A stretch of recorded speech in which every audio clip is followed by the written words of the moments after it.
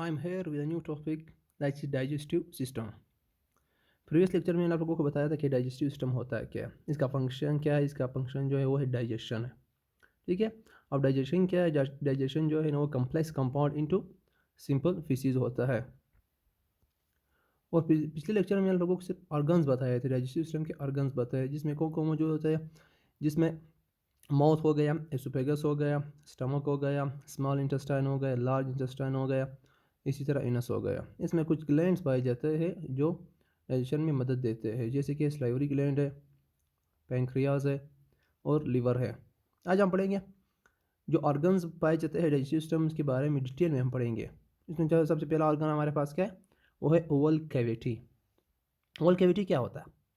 Oval cavity एक organ है, digestive system का ऑर्गन है, जो क्या है पॉइंट्स का है आउटवर्ड थ्रो माउथ, जो ओपन होता है आउटवर्ड थ्रो माउथ, जो बाहर की तरफ खुलता है मुंह के जरिए।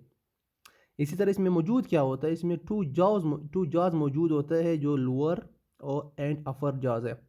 अब अपर और लोअर जॉज में क्या मौजूद है? टीथ मौजूद होता है। अब टीथ का काम क्या है? टीथ जो है वो च्यू फूड करते हैं। इसी तरह आप लोगों को पता होगा कि टीथ जो है ना फोर किस्म की है। Four types of teeth are present in mouth: premolar, molar, canine and incisor मौजूद होता है। ठीक है। इसी तरह जो टोंग है, जो एवर कम्युनिटी में जो टोंग पाई जाती है उसे जुबान जो कहते हैं, वो का काम क्या है? वो मूविंग फूड करता है, जो खुराक को इधर से उधर जो मूव कौन जाता है वो टोंग जाता है। इसी तरह ठीक है। इसी तरह जो एक ग्लैंड मौजूद होता है ओवल कैविटी, उसे क्या है? स्लाइवरी ग्लैंड कहते हैं, जिसका काम क्या है? जो स्लाइवा एक जूस एक्सक्रीट करता है। जो क्या काम करता है? जब वो एक्सक्रीट करता है तो मुंह में डाइजेशन ऑफ स्टार्च करता है। क्या करता है? डाइजेशन करता है। क्या करता है? डाइजेशन ऑफ स्टार्च करता है। और क्या खार को क्या बनाता है? और खार को सॉफ्ट। तरह हमारा हमारे पास दूसरा ऑर्गन डाइजेस्टिव सिस्टम का है वो है एसोफेगस। अब एसोफेगस क्या है? ये एक ट्यूब है। क्या है? ट्यूब है, जिसे हम फूड 5B कह सकते हैं। अब एसोफेगस का काम क्या है? एसोफेगस का काम ये है, जो च्यूड फूड है वो स्टमक तक ले जाता है।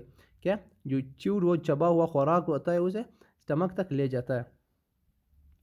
दूसरा पॉइंट इसमें हमारा फेरिक्स है। अब फेरिक्स क्या है? Joining duct of Oval cavity and oesophagus. अब फेरिक्स क्या है? फेरिक्स जॉइनिंग डक्ट है ओवल कैविटी और एसोफेगस के दरमियान में जो कनेक्शन बनाता है, वो एक डक्ट है। उस डक्ट को हम क्या कहते हैं? फेरिक्स कहते हैं। इसी तरह हमारे पास जो अगला पॉइंट है वो है the expansion and contraction of oesophagus muscle produce a wave-like motion which keeps pushing food towards stomach. This process is called peristalsis कहते हैं।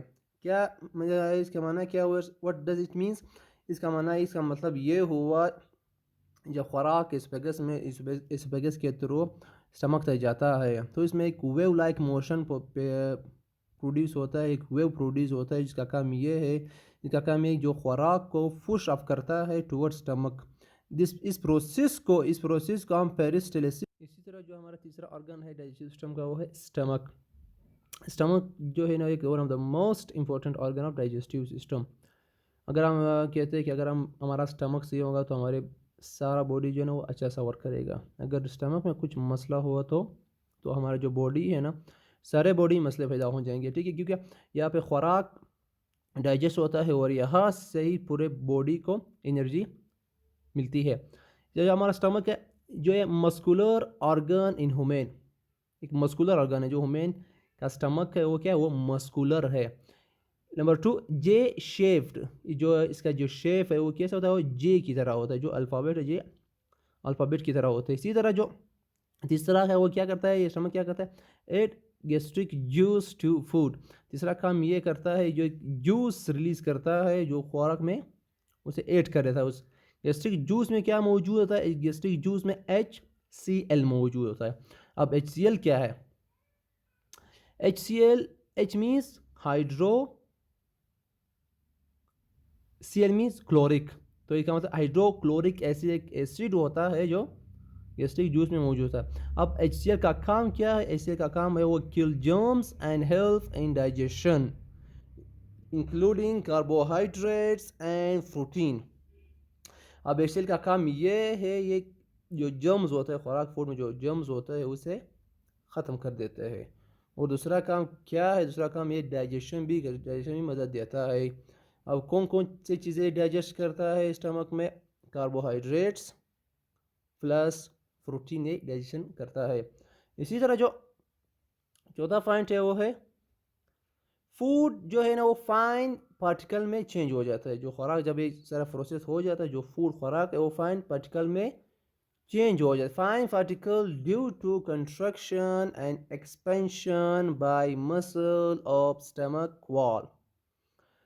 अगला पॉइंट ये है जो ये खुराक है ना वो फाइन पार्टिकल में चेंज हो जाता है। किस वजह से? Construction and expansion muscle wall के जो स्टमक की जो वॉल है उसके एक्सपेंशन और कंस्ट्रक्शन की वजह से ये खुराक फाइन पार्टिकल में चेंज। इसी तरह हमारे पास जो चौथा ऑर्गन है वो है स्मॉल इंटेस्टाइन। ये भी डाइजेस्टिव सिस्टम का एक ऑर्गन है। डाइजेस्टिव स्मॉल इंटेस्टाइन दो तरह के होते हैं, एक होता है लार्ज इंटेस्टाइन और दूसरा होता है स्मॉल इंटेस्टाइन। अब हम पहले पढ़ेंगे स्मॉल इंटेस्टाइन के बारे में। स्मॉल इंटेस्टाइन पे जो पहला पॉइंट है वो है long narrow and coil tube. जो स्मॉल इंटेस्टाइन होता है वो लॉन्ग नैरो होता है और क्वाइल ट्यूब की तरह होता है। इसी तरह जो इसमें क्या होता है स्मॉल इंटेस्टाइन में juice of liver and pancreas added into food. जो लिवर और पेंक्रियाज जो जूस एक्सक्रीट करता है वो स्मॉल इंटेस्टाइन में खुराक के साथ मिल जाता है।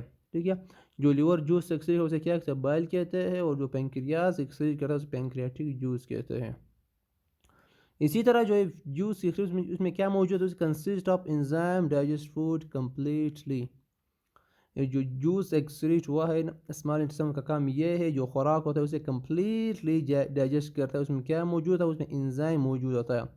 एंजाइम का आप लोगों को पता है जो स्पीड ऑफ रिएक्शन करता है। अगर हमारे बदन में हमारे बॉडी में एंजाइम नहीं होते तो एक निवाला एक हफ्ते में डाइजेस्ट नहीं होता। ये क्या करता है एंजाइम जो है ना वो 1 लाख टाइम जो रिएक्शन है वो उसको स्पीड कर देता है। इसी तरह जो आप लोगों से पूछ सकता है, जो आप लोगों पूछेंगे कि तो डाइजेशन तो स्टमक में कंप्लीट हुई, लेकिन नहीं, जो डाइजेशन है वो स्टमक में कंप्लीट नहीं होती है। It doesn't complete in stomach.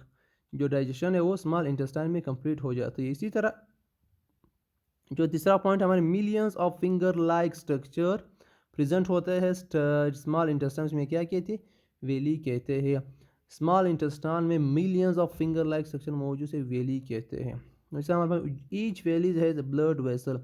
Million in number है वेली, जो एक और वेली का एक ब्लड वेसल होता है। इसी तरह जो हमारा आखिरी पॉइंट है वो है the digested food observed into blood while passing through the wall of villi. जो खुराक में जो एनर्जी होती है, जो कुव्वत एनर्जी होती है, वो कहाँ डाइजेस्ट होती है? वो स्मॉल इंटेस्टाइन में मौजूद है। जब कब डाइजेस्ट होती है? जब ये वॉल जो जब पास होता है wall through the wall of villi, जब वेली के वॉल से पास होता है तो वहाँ पर तो तब जो खुराक में जो एनर्जी होती है वो ऑब्जर्व हो जाती है। इसी तरह जो हमारे पास पांचवा ऑर्गन है डाइजेस्टिव सिस्टम का वो है लार्ज इंटेस्टाइन। और लार्ज इंटेस्टाइन में क्या होता है? स्मॉल इंटेस्टाइन में तो कम्प्लीटली फूड डाइजेस्ट हो गया। अब जब अनडाइजेस्टेड फूड रहता है वो कहा जाता है वो लार्ज इंटेस्टाइन में आ जाता है। इसी तरह इसमें क्या होता है? इसमें ऑब्जर्व वाटर एंड साल्ट, जो रिमेनिंग पानी और साल्ट होते हैं वो का ऑब्जर्व हो जाता है, वो लार्ज इंटेस्टाइन में ऑब्जर्व। तीसरा पॉइंट हमारे पास undigested food become more solid. क्या फीसिस कहते हैं? जो लार्ज इंटेस्टाइन में जो खुराक होते हैं ना अनडाइजेस्टेड फूड होता है वो मोर सॉलिड बन जाता है, उसे क्या कहते हैं? उसे फेसिस कहते हैं। अब फेसिस एक्यूमुलेट इन रेक्टम। और जो फेसिस है वो कहाँ एक्यूमुलेट होते हैं? वो रेक्टम में एक्यूमुलेट होते हैं। रेक्टम का रेक्टम में the rear part of large intestine होता है। अब वहाँ से अब रेक्टम से जो फाइनली जो अनडाइजेस्टेड फूड है वो एक्सपेल थ्रू एनस हो जाता है, एनस के जरिए खारिज हो जाता है। अब फिर सिस्टम जो ठीक है मैंने आप लोगों को डाइजेस्टिव सिस्टम बताया। डाइजेशन का क्या ओवल कैविटी आता है। ओवल कैविटी में हम मुंह से खुराक लेते हैं, ठीक है, फिर अपर ओलोजस में ठीक मौजूद है, उसे च्यू करता है खुराक, फिर माउथ से स्पैगेटी की तरह स्टमक में जाता है। स्टमक में क्या हो जाता है? इसमें गैस्ट्रिक जूस मौजूद होता है जो खुराक को डाइजेस्ट कर देता है। इसी तरह फिर वहाँ से स्मॉल इंटेस्टाइन में आ जाता है। स्मॉल इंटेस्टाइन में क्या होता है? जो अनडाइजेस्टेड फूड होता है ना कंप्लीट डाइजेस्ट नहीं होता है खुराक स्टमक में। जब स्मॉल इंटेस्टाइन में तो उसमें लीवर और पेंक्रियाज का जो जूस है वो ऐड हो जाता है। जो जूस है वो ऐड हो जाता है, वो कम्प्लीटली फूड को डाइजेस्ट कर लेता है। इसी तरह फिर जो अनडाइजेस्टेड पार्ट है वो लार्ज इंटेस्टाइन में आ जाता है। लार्ज इंटेस्टाइन में जो रिमेनिंग वाटर एंड साल्ट है वो ऑब्जर्व हो जाता है, और जो आखिरकार जो अनडाइजेस्टेड पार्ट है वो एक्सपेल हो जाता है थ्रू एनस के ज़रिए एक्सपेल हो जाता है बाय